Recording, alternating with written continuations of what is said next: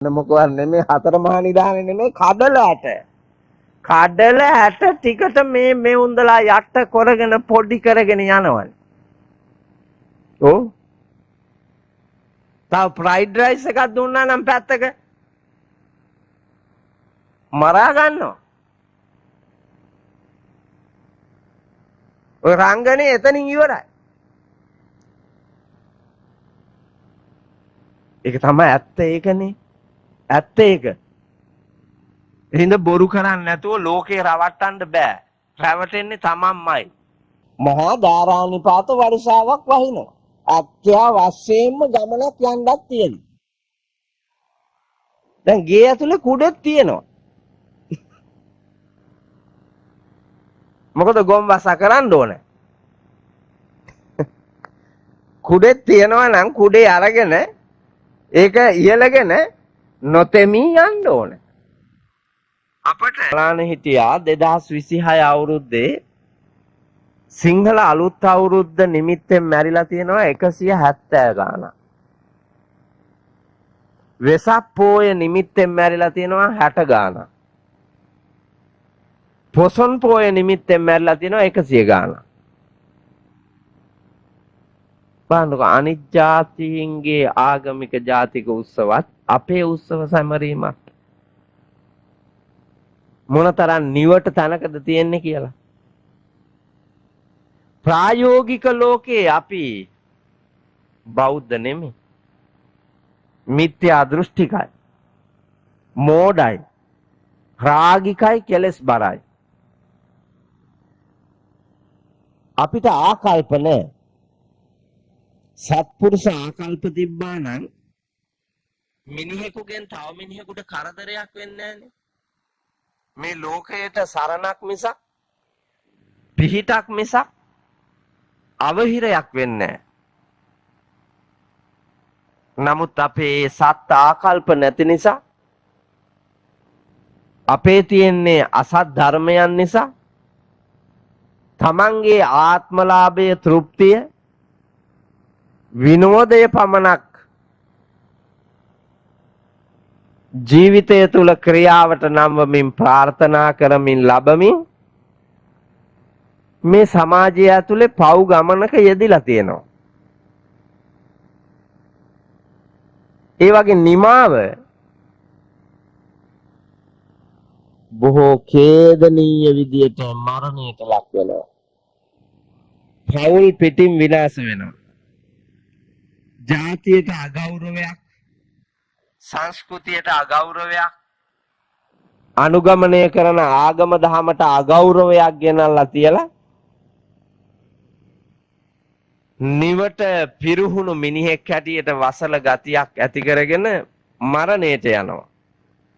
සංසාර භවගාමී ජීවිතයක් දකින බෞද්ධ දර්ශනයේ ඔය ඇත්තෝ ප්‍රාර්ථනා කළාට නිවන් මං හිතන්නේ හම්බෙයි කියලා මේ උන්දලාට. ප්‍රාර්ථනා කළ පමණින් නිවන් හම්බෙන්නේ නැහැ. දන ගහලා වැන්ද පමණින් නිවන් හම්බෙන්නේ නැහැ.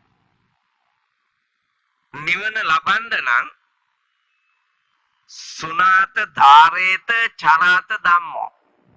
හොඳට අහලා අවබෝධ කරගෙන සත්‍යය ඒ සත්‍ය අනුව හැසිරෙන්න ඕනේ. එතකොටනේ ආර්ය ධර්ම මාර්ගයේ හැසිරෙන්න පුළුවන් වෙන්නේ.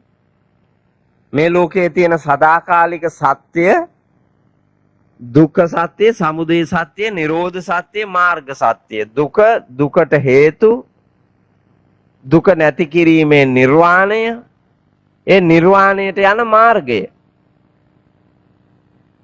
මේ සත්‍ය හතරේ අපි ධර්මඥානයෙන් නිර්වාණයට යන මාර්ගය අනුගමනය කළේ නැත්තම් කොහේ ලබන්නද නිවන්? ඔබට දැනෙන්නේ නැද්ද මේක බොරුවක් මායාවක් කියලා? අපේ නායක හඳුන්නේ මේ අය බෞද්ධයෝ හැටියට නිති පන්සිල් පොයට අටසිල්නේ.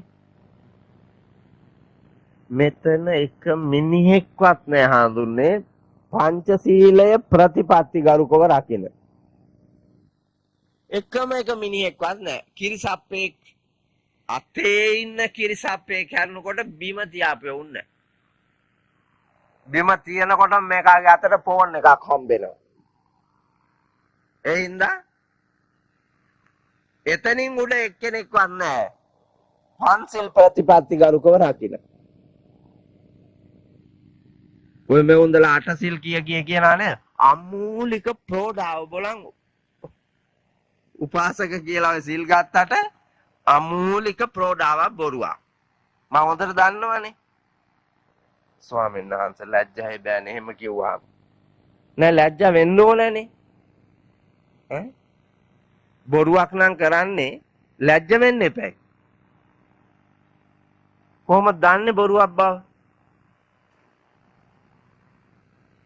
අජ්ජේ මංජ දිවසං උපෝසතං උපෝසාමි අට්ඨංග සමන්නාගතං සීලං සමාදියාමි. මොකද ඒ කියන්නේ? සිල් ගන්න ආපුවම වාක්‍යයක් කියනව නේද? මොකද්ද ඒ වාක්‍යය කියන්නේ? ඈ ඒක මොනවා කියනවද දන්නේ නැත්නම් සිල් අරන්නේ. ඔව් උපාසක දානේ උදේට දෙනවා ඒකත් ගසලා දානවා දවල්ටත් උපාසක දානේ දෙනවා ඒකත් හමාර කරනවා 3:00යි කියනකොට මල්ල ගන්නවා යනවා යන්න. හවස 6:00ටත් දෙනවා කිව්වා නම් ඉන්නවා. බොරුවක් කරන්නේ බොරුවක්. පන්සිලුත් නැතිකොට අටසිල් කොයින්ද?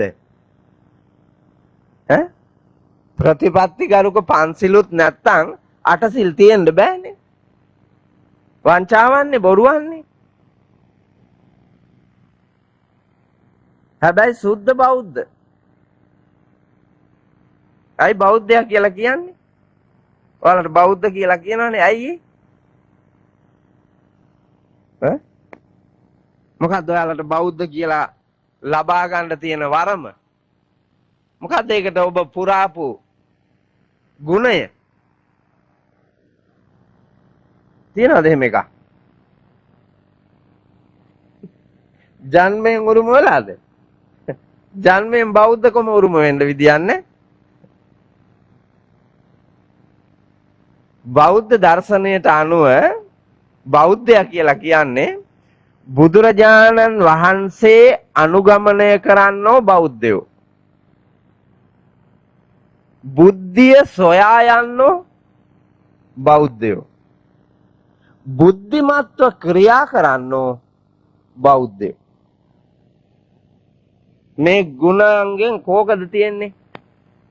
කෝක තිබ්බත් කමන්නේ. ඔය තුනෙන් එකක් තියෙන්න ඕන. බුදුරජාණන් වහන්සේ අනුගමනය කරනවාද? බලන්න. බුද්ධිය සොයා යනවාද? බුද්ධිමත්ව ක්‍රියා කරනවාද? ඔබ දිහා බැලුවාම ඔබට පෙනේ. මට පේන්නේ නම් මෙහෙම. කොහමද? කාලා රස මුසු භෝජන කරපෙම් ගාලා සුවඳති සඳුනුත් මනරම් ලාලා බරන රිසිලෙස සරසුම් පාලා ගිය වැනි බවුරු කොලම්. මේ බෝවත්තේ ඔයාලගේ හැටි නෙමෙයි. මේ ගතිය නෙමෙයි තියෙන්නේ. හොඳට බලන්නකෝ උදේ ඉඳලා රෑ වෙනකන් රෑ තිස්සේ එළි වෙනකන් ඔට්ටු වෙලා මහන්සිලා මොකද්ද මේ කරන්නේ? කාලා රස මුසු භෝජන කරපෙම්. රසයි කියලා හිතන කෑම බීම හොයා අපි ඒවා ගෙන්නාගෙන සකසාගෙන කනවා බොනවා. ගාලා සුවඳති සඳුනුත් මනරම් හඳුන්නම් ගාන එකෙක් නෑ. ඒකට ගැලපෙන්න දැන් නාන ප්‍රකාර එව්වා තියෙනවා උලන්ඩ. එව්වා උලනවා. ලාලා ආභරණ ඉතාමත්ම වටිනා මිල මුදල් දීලා ආභරණද පැළඳගෙන පාලා ගිය වැනි බහු රූ කෝලං. බහු කිව්වේ බොහෝ. රූ කිව්වේ චරිත. කෝලං කිව්වේ රංගපානවා. දැනුත් ඔය රංගපානවානේ. මොකද්ද මේ වෙලාවේ භූමිකාව? නාකි නිලියෝ මේ වෙලාවේ මොකද්ද රංගපාන්නේ? සදැහැති ධර්ම ශ්‍රාවිකාවන්ගේ චරිතය මේ රංගපාන්නේ. ශික්ෂාකාමීව නිහඬියාවෙන් කය වචනය සම්වර කරගෙන සදැහැ සිතින් ධර්ම ශ්‍රවණාබිලාසීව ඉන්න චරිතයනේ මේ තියෙන්නේ. ඔයාලා හැම දිනාට මේ චරිතය තියෙන්නේ. හැබැයි දැන් මේක ඉවර වෙලා කඩල දැන්සල අරිනකොටම බලන්න වෙන මොකවත් නෙමෙයි හතර මහා නිදානේ නෙමෙයි කඩල ඇට. කඩල ඇට ටිකට මේ උන්දලා යට කරගෙන පොඩි කරගෙන යනවනේ. ඔව්. තව ෆ්‍රයිඩ් රයිස් එකක් දුන්නා නම් පැත්තක මරා ගන්නවා. ඔය රංගනේ එතනින් ඉවරයි. ඒක තමයි ඇත්ත ඒකනේ. ඇත්ත ඒක. ඉතින් බොරු කරන්නේ නැතුව ලෝකේ රවට්ටන්න බෑ. රැවටෙන්නේ තමන්මයි. අත්තාහි අත්ත නෝනාතෝ කෝහිනාතෝ පරෝසියා. තමන්ට පිහිට පිනිස වෙන කවුරුත් නැහැ. තමන්ට පිහිට පිනිස ඉන්නේ තමන්මයි. වෙන කවුරුත් ඉන්නවා කියලා හිතාගෙන හිටියාට කවුරුත් නැහැ. ගෑණිට මිනිහත් නැහැ, මිනිහට ගෑණිත් නැහැ. දෙමව්පියන්ට දරුවොත් නැහැ, දරුවන්ට දෙමව්පියොත් නැහැ. ගිහියන්ට පැවිද්දොත් නැහැ, පැවිද්දන්ට ගිහියොත් නැහැ. අත්තාහි අත්ත නෝනාතෝ. තමන්ට සරණ පිනිස තමන්මයි. එතකොට බුදුරජාණන් වහන්සේගේ දර්ශනේ තියෙනවානේ. නත්ති මේ සරණං අඤ්ඤං බුද්ධෝ මේ සරණං වරං. නත්ති මේ සරණං අඤ්ඤං ධම්මෝ මේ සරණං වරං. නත්ති මේ සරණං අඤ්ඤං සංඝෝ මේ සරණං වරං.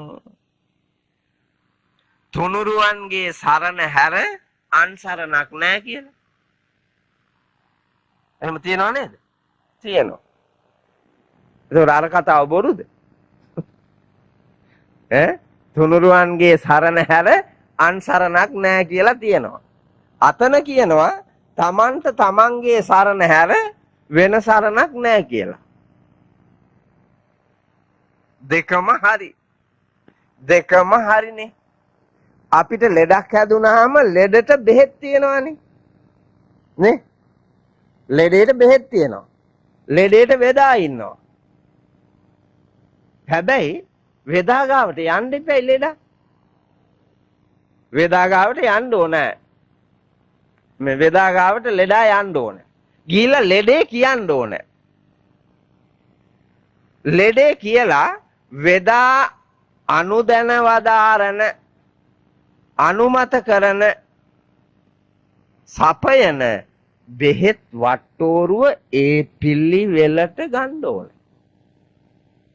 එතකොට ලෙඩේ හොඳ වෙනවා. තුනුරුවනුත් එසේමයි. ඔබට පිහිට පිණිස පවතිනවා. හැබැයි පිහිට ලබා ගන්න එපා. ධර්මයේ පවතිනවා. බුදුරජාණන් වහන්සේ වැඩ ඉන්නවා. මහා සංඝරුවන වැඩ ඉන්නවා. ඒ තුනුරුවනෙන් ඔබ ලබන්න තියෙන ශක්තිය ලබන්න ඕනේ. ඒකට ඔබ කැමැත්තෙන් ලබා ගන්න මහන්සි ගන්න ඕනේ. නැත්නම් හම්බෙන්නේ නැහනේ. මහා ධාරානිපාත වර්ෂාවක් වහිනවා. අත්‍යවශ්‍යයෙන්ම ගමනක් යන්නත් තියෙනවා. දැන් ගේ ඇතුලේ කුඩෙත් තියෙනවා. මොකද ගොම් වසා කරන්න ඕනේ. කුඩේ තියනවා නම් කුඩේ අරගෙන ඒක ඉයලගෙන නොතෙමී යන්න ඕන. අපට මේ ලෝකේ තියෙනවා ප්‍රයෝජනෙට ගන්න බොහෝ දේ. ඒවා අපි කැපවීමෙන් මානසිකයෙන් උනන්දුවෙන් ඒ ලබන්න තියෙන ප්‍රයෝජනයන් අරගෙන තමන්ගේ ජීවිතය හදා ගන්න ඕන. එහෙම නැතුව කවුරු මහන්සි ගත්තත් හදන්න හම්බෙන්නේ නැහැ නේ. දැන් බෝවත්තේ මිනිහා මහන්සි ගත්තට ගෑණි පැනලා ගියා. ගෑණි මහන්සි ගත්තට මිනිහා තියාගන්න මිනිහා ගියා. දෙමව්පියෝ මහන්සි ගත්තාට දරුවෝ තියාගන්න දරුවෝ ගියා. එහෙම නේද? දායකයෝ මහන්සි ගත්තාට හාමුදුරුවෝ තියාගන්න හාමුදුරුවෝ ගියා. සමහරු ගෑනුත් අරන් ගියා. ඔව් බොරුවක් නෙමෙයි මේක ඇත්තන්නේ නේ? ඒක සත්‍යය. කාටවත් බෑ පුතේ එහෙම. කාවත් නිර්මාණය කරන්න, කාවත් නිමං ගෙනියන්න, කවුරුවත් පෝසත් කරවන්න, කවුරුවත් ආරක්ෂා කරන්න කාටවත් බෑ. එහෙම පුළුවන් නම් එක කුඩුකාරයෙක්වත් නැති වෙන්න එපා පුතේ අපේ ගම් වල. හිරගෙවල් තියෙන්න විදියක් නැහැනේ.